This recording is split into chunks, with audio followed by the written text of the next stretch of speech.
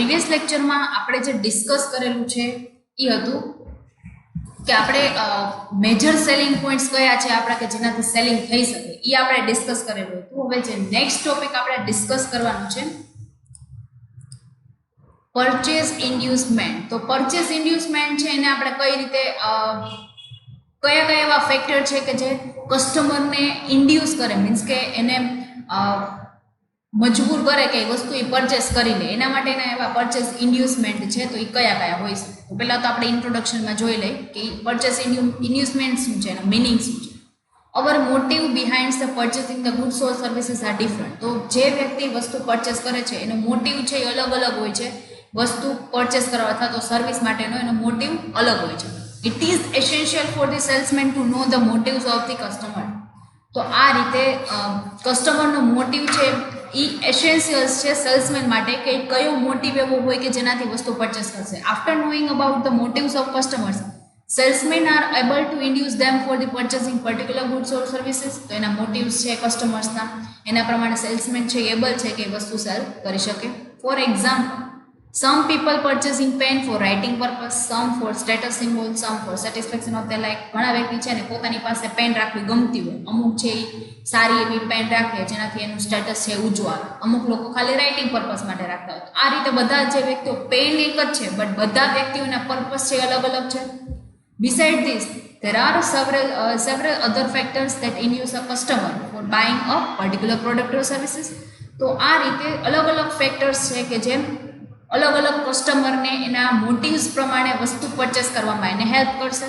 Purchase inducement is a psychological concept. તો એ વ્યક્તિને મજબૂર ક્યારે કરી શકે તો જ્યારે એનો બિહેવિયર એની ફિલિંગ સાથે જોડાયેલું હોય એવો ફિઝિકોલોજીકલ કન્સેપ્ટ છે કે જેના માટે આપણે એને લર્ન કરવાનું છે. જોઈએ આપણે ટાઈપ્સ ઓફ પરચેસ ઇન્ડ્યુસમેન્ટ. તો ઇન્ડ્યુસમેન્ટ જે આપણે પરચેસ મીન્સ કે કરવાનું છે એ પરચેસ ઇન્ડ્યુસમેન્ટ્સના ઘણા બધા ટાઈપ્સ છે કે કસ્ટમર કયો બેઝ છે, કેવું એનું ઇન્ડ્યુસમેન્ટ છે કે જેનાથી વસ્તુ પરચેસ કરશે. તો need four sustaining the life. તો જે નેસેસિટી થિંગ્સ છે, નેસેસિટી થિંગ્સ માટે તો એ વસ્તુ છે એ પરચેસ શું કામ કરે તો કે નેસેસિટી છે એના માટે. For example salt. તો સોલ્ટ આપણી જીવનની દરેક વસ્તુ બનાવવા માટે જરૂર પડે છે. તો એ આપણી અથવા તો કોઈ હેલ્થ રિલેટેડ છે, હોસ્પિટલ, મેડિકલ, અથવા તો એવી જે બેઝિક નીડ છે, ફૂડ છે, એ બેઝિક નીડને આપણે ફૂલફિલ કરવા માટે જે વસ્તુ પરચેસ કરતા હોય છે એ નીડ ફોર સસ્ટેનિંગ લાઈફ. એક તમારું ઇન્વેસ્ટમેન્ટ એ પણ હોય કે નેસેસિટી છે, રોજબરોજના કામ કરવા માટે, જિંદગી માટે, રોજબરોજની જે ક્રિયાઓ આપણે કરી છે એના માટે એ જરૂર છે. Need for satisfaction of feelings. તો હ્યુમન બીઈંગ છે એ એક સોશિયલ એનિમલ છે કે જેની સાથે ઘણી બધી ફિલિંગ્સ જોડાયેલી હોય છે. એ ફિલિંગ્સને ધ્યાનમાં રાખીને અમુક વસ્તુ છે એ પરચેસ કરતો હોય છે. તો એ ફિલિંગ્સ કઈ કઈ હોય કે જેમાં કઈ કઈ વસ્તુ એ પરચેસ કરી શકે, એક્સપેન્સ કરે. જેમ કે જોય એટલે કે જો એને ખુશી હોય એના માટે બર્થડે સેલિબ્રેશન છે અથવા તો પાર્ટીઝ છે કે એના માટે વસ્તુ છે એ પરચેસ કરતા હોય છે, પાર્ટીઝનામાં એક્સપેન્સ કરતા હોય છે. તો આ રીતે એક પાર્ટી રિલેટેડ કે બર્થડે રિલેટેડ, સેલિબ્રેશન રિલેટેડ જે વસ્તુ છે એ પણ જે સેલ થતી હોય એ જોઈ છે એ સેટિસ્ફેક્શન ફિલિંગ માટે થતી હોય.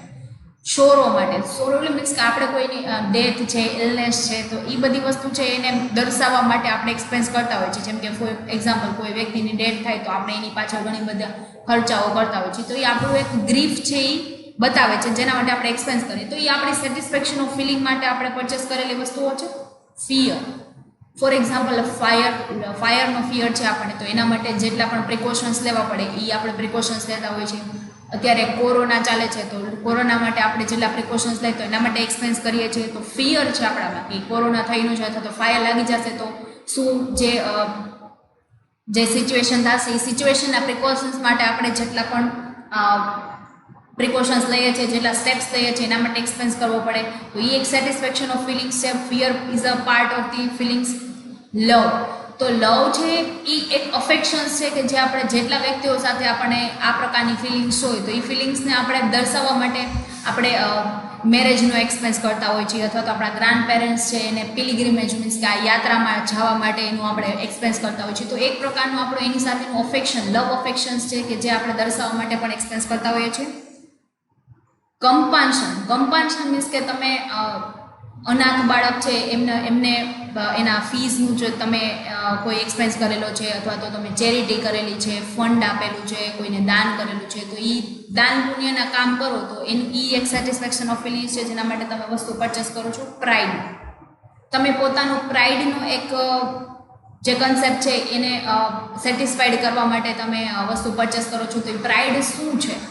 તો કે તમે ફોર એક્ઝામ્પલ મેં તમને ઓલું પેનનું એક્ઝામ્પલ આપ્યું હતું, તો કોઈ પણ વ્યક્તિ છે એ પેન પરચેસ કરે તો એનો રાઇટિંગનો પર્પઝ હોય, એની લાઇક્સ છે, એને પોતાની પાસે પેન રાખવી ગમતી હોય, અથવા તો કોઈ વ્યક્તિ એટલે પરચેસ કરે કે સારી એવી પેન પરચેસ કરે જેનાથી એનું સ્ટેટસ ઊંચું આવે.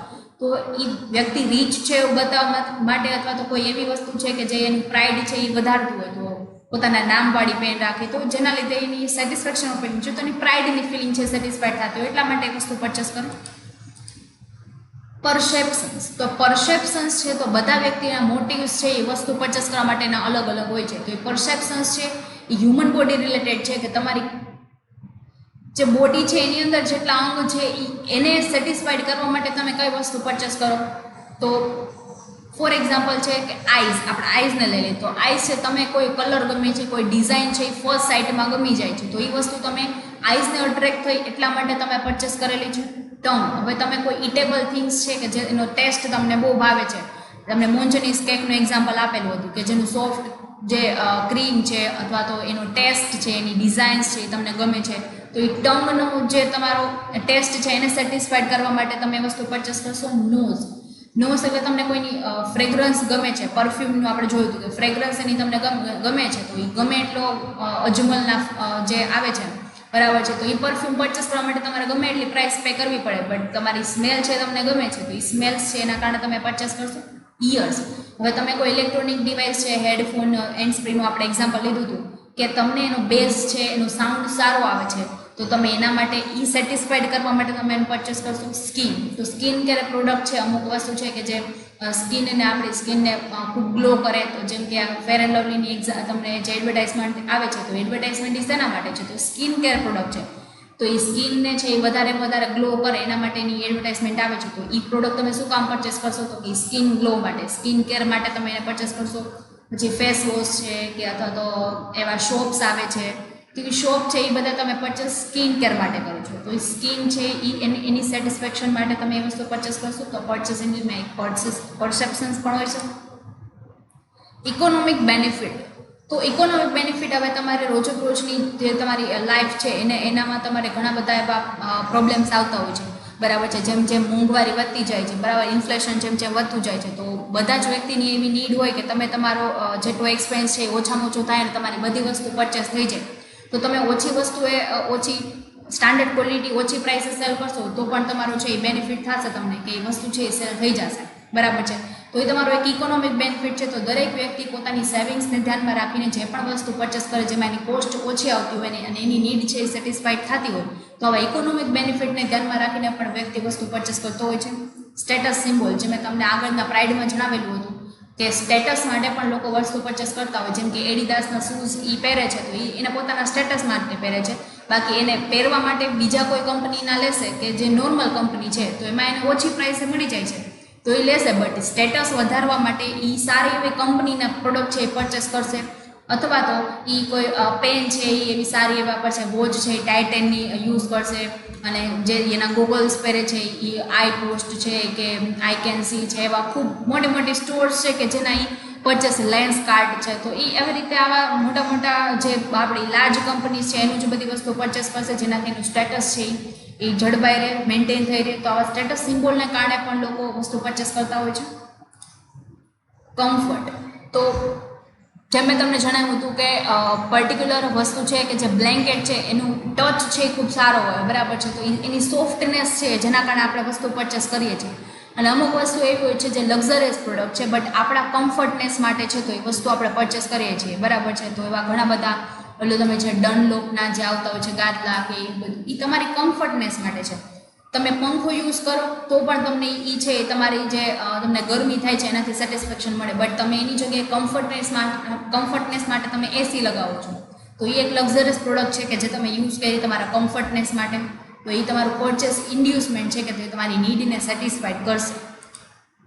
સોશિયલ નીડ્સ, તો સોશિયલ નીડ તમે કઈ રીતે કહી શકો? તો સોશિયલ નીડ એક એવી વસ્તુ છે કે તમે એક સોશિયલ એનિમલ છો, તો સોશિયલી તમે જેટલા લોકો સાથે જોડાયેલો છો એની સાથે તમારી ફિલિંગ્સ જોડાયેલી છે, તો તમે તમારી પોતાની નેસેસિટી છે, લક્ઝરિયસ પ્રોડક્ટ છે, અથવા તો તમારી સોશિયલ નીડ્સ છે કે તમારા ફેમિલી માટે તમે કોઈ પ્રિકોશન્સ લીધા છે, ફેમિલીની જે લાઈફ ઇન્સ્યોરન્સ પોલિસી છે, તમારી પાસે જેટલા ઇક્વિપમેન્ટ છે એના માટેની પોલિસી લીધેલી છે કે જેનાથી કોઈ આગળ જતાં એવી કોઈ સિચ્યુએશન ઊભી થશે તો તમે એને ફેસ કરી શકો, એના માટે તમે કોઈ પ્રિકોશન્સ લો છો, એના માટે તમે એ સોશિયલ નીડ છે કે જે તમારે તમારા રિલેશન્સ છે એ મેન્ટેન કરી રાખવા છે, અથવા તો તમારી નેસેસિટી પ્રોડક્ટ છે એ તમારા ઘરના લોકો છે એના માટે તમે કાંઈ એવા એક્સપેન્સ કરેલા છે, ચિલ્ડ્રન એજ્યુકેશન કરો છો, જે સોશિયલ નીડ છે કે ચિલ્ડ્રન એજ્યુકેશન માટે તમારે એક્સપેન્સ કરવો પડે, અથવા તો તમારું ઘર સ્કૂલથી દૂર છે તો તમે એના માટે ચિલ્ડ્રનનો હોસ્ટેલ માટેનો કરો છો, અથવા તો હોસ્પિટલ માટેની નેસેસિટી છે એના માટેની તમે એક્સપેન્સ કરો છો. આ બધી સોશિયલ નીડ્સ છે કે જેના માટે કસ્ટમર છે એ પોતાના એવું ઇન્ડ્યુસમેન્ટ છે જેના માટે એ વસ્તુ પરચેસ કરતો હોય છે. તો આ બધા છે એ સોશિયલ નીડ એના પોઈન્ટ્સ છે. તો અલગ અલગ ટાઈપ્સ છે કે જેનાથી કસ્ટમર છે એ અટ્રેક્ટ થઈને એ વસ્તુ પરચેસ કરતો હોય છે. હવે જે આપણો નેક્સ્ટ પોઈન્ટ છે એ છે સેલ્સ પ્રોસિજર, કે જે આપણે નેક્સ્ટ લેક્ચરમાં ડિસ્કસ કરશું. Thank you.